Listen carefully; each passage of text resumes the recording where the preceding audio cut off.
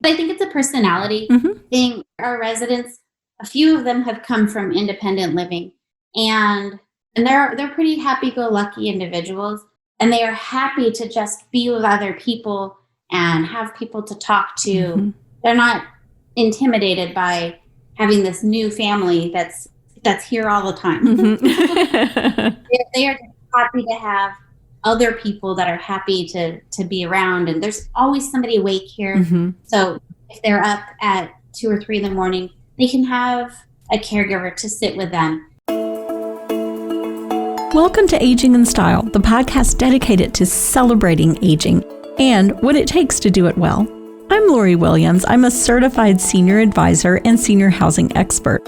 In each episode, you'll learn stories of older adults who are thriving in their 70s, 80s, 90s, and in some cases in their hundreds.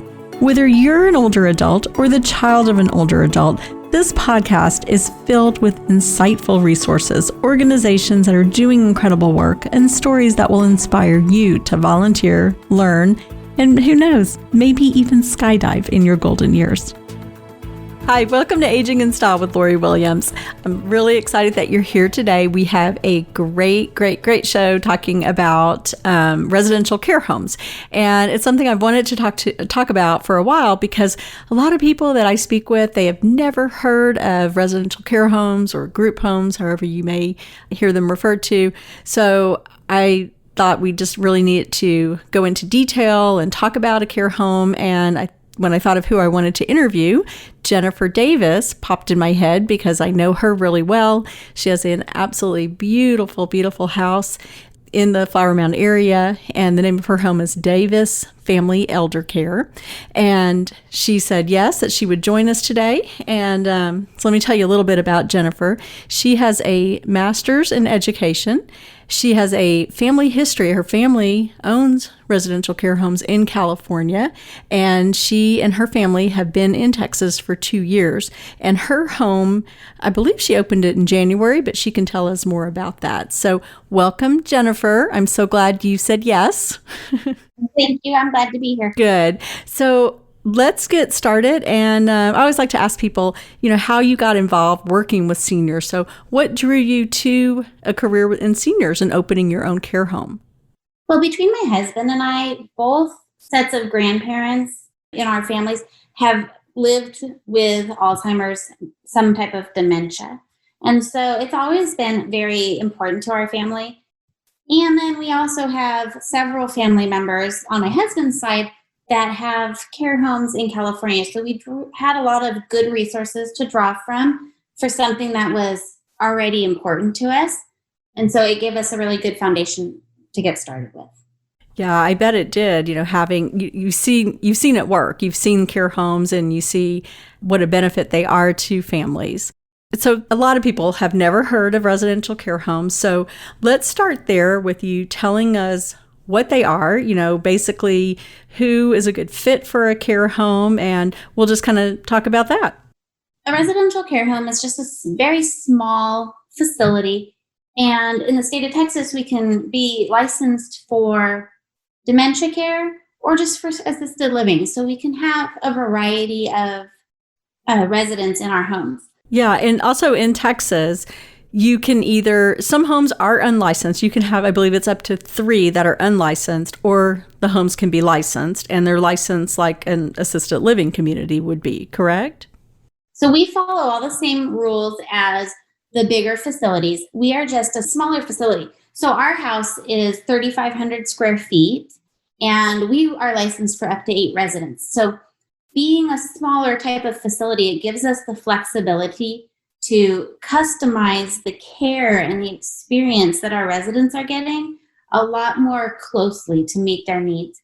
So we can talk to the families and find out what our residents' favorite foods are, and then adjust our menus so that we have, shrimp cocktail once a week, or we have one resident, her favorite is pizza and beer. So every now and then on a Sunday night, we'll have pizza and beer and turn on a sports show, and she's thrilled. Mm-hmm. So those type of things are what you will find in a small residential care home versus a larger facility. It's more of a one-on-one, customizable, better caregiver to resident ratios. Like our residents, we have 2 caregivers on shifts all the time, and the max number of residents we will have would be 8. Wow. So that's very thorough, very detailed attention to each resident. Mm-hmm. And the interesting thing with care homes, like people have asked me before, well, how do you find one? Well, it's not like you drive down the street and assisted living has a big sign out front. So a care home, it's a home in a regular neighborhood. So you could drive by and never have a clue that was a care home. And I know when I came to visit your home, I knew exactly where it was. I had driven by it a million times without a clue that it was a residential care home. You would not know we are here. We are in a single family home. Yeah, it's beautiful.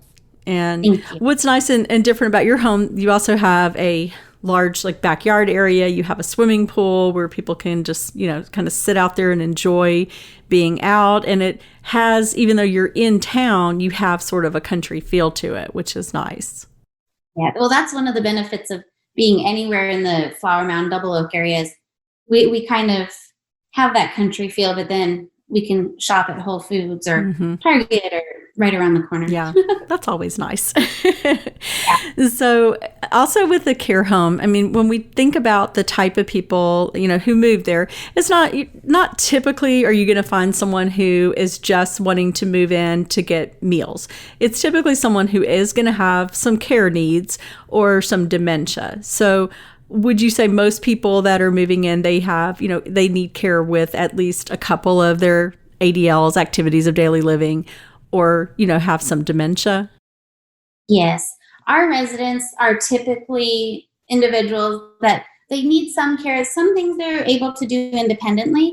And our particular facility works with the Montessori principle is we have our residents do everything that they can.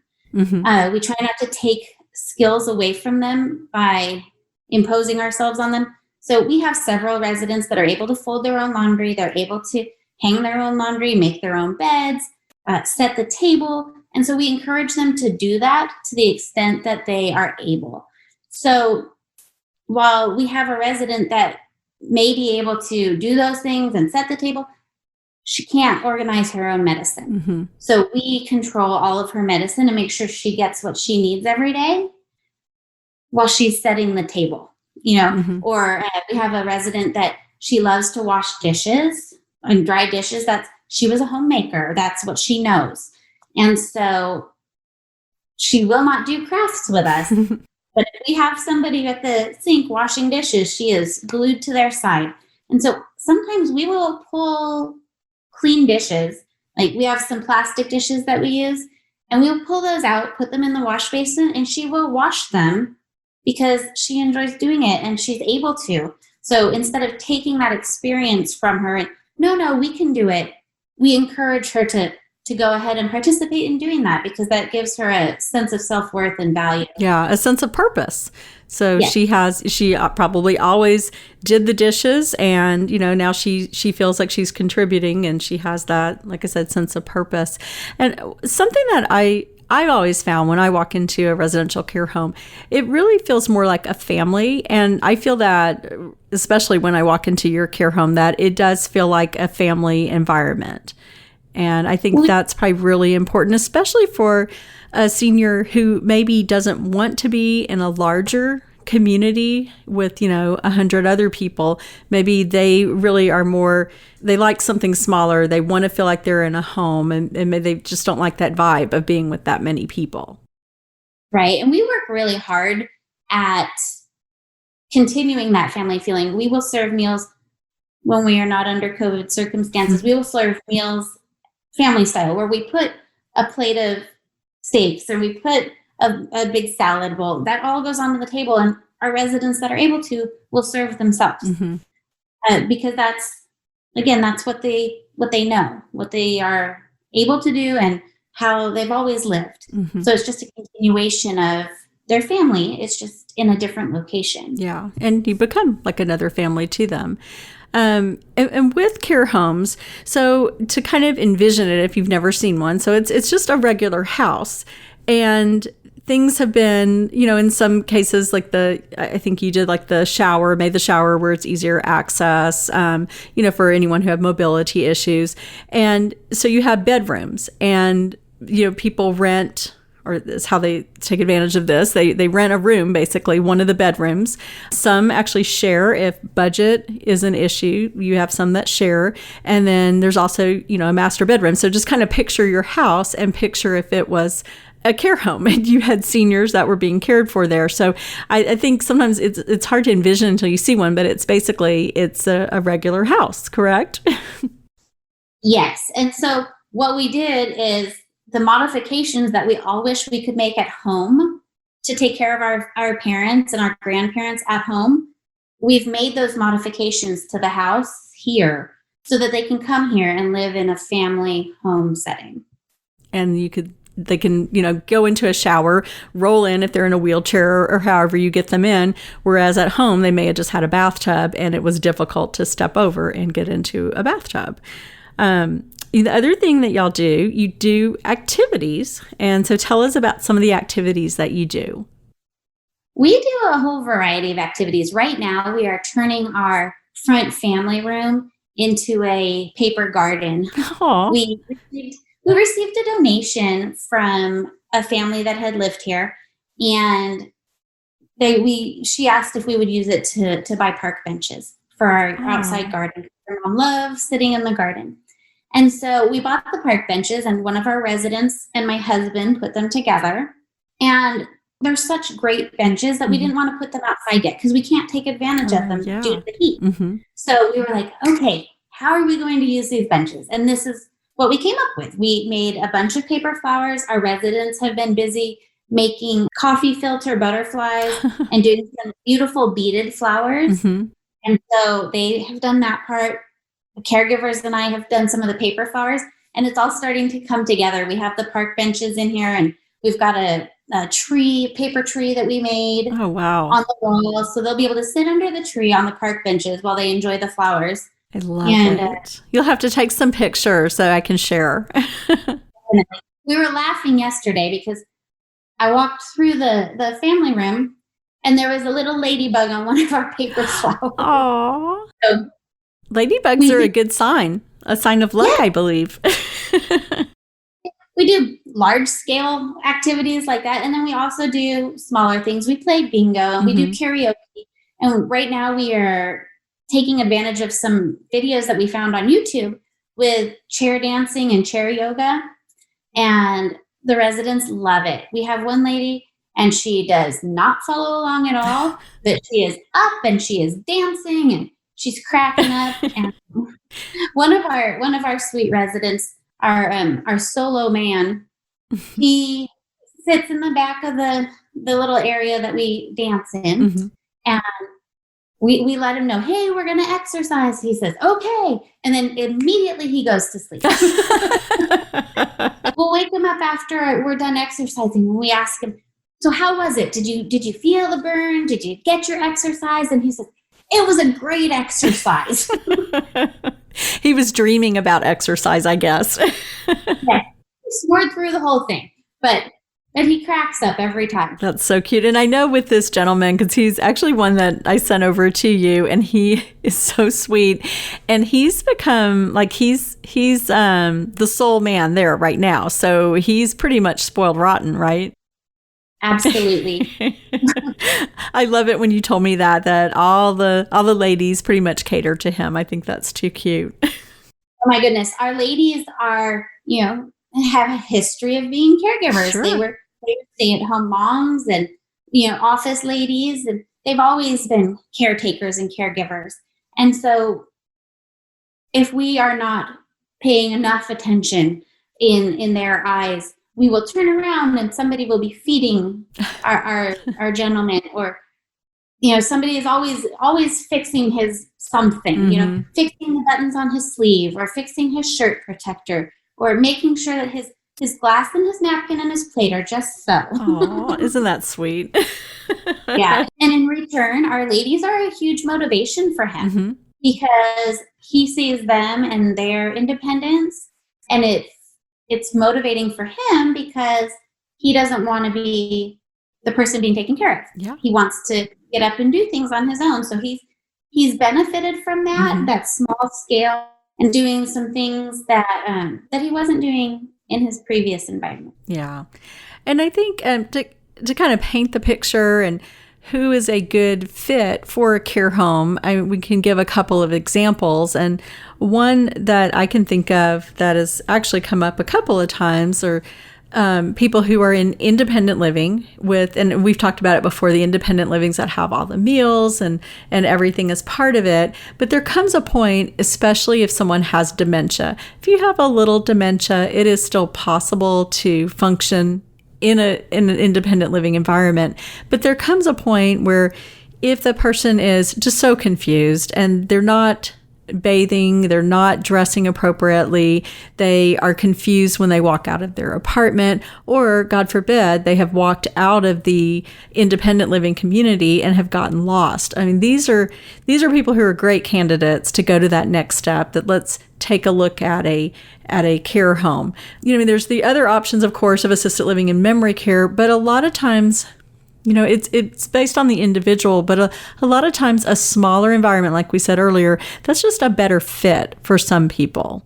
I think it's a personality thing. Our residents, a few of them have come from independent living, and they're pretty happy-go-lucky individuals, and they are happy to just be with other people and have people to talk to. They're not intimidated by having this new family that's here all the time.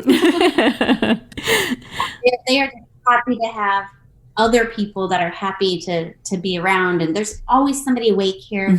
So if they're up at 2 or 3 in the morning, they can have a caregiver to sit with them and have an extra little ice cream or a glass of water and some more warm milk or whatever they need. So I think it's a personality. Yeah, I would agree. And it's funny when I start telling people about care homes, some people are either they just cannot picture it at all, and some are like, oh my gosh, I had no idea this existed. This would be perfect for my mom or dad or grandma. So, it's a nice thing in senior living that we have so many different options, something to fit everyone. But I do feel like care homes are overlooked because people don't know enough about them yet. I agree. And we are going to change that.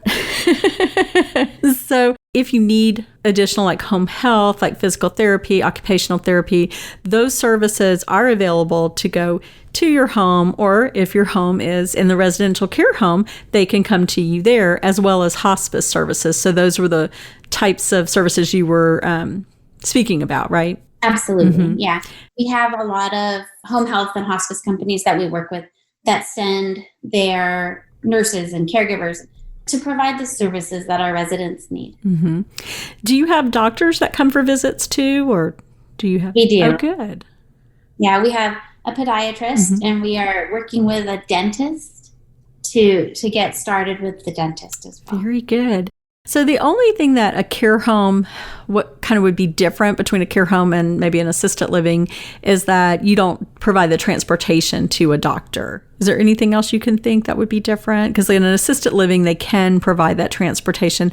However, if someone has dementia or has, a lot of care needs, you probably would want someone going with them, a family member. So I just kind of thought about that it doesn't really matter so much that you lose that transportation piece. Do you think? I think it just really depends on the family.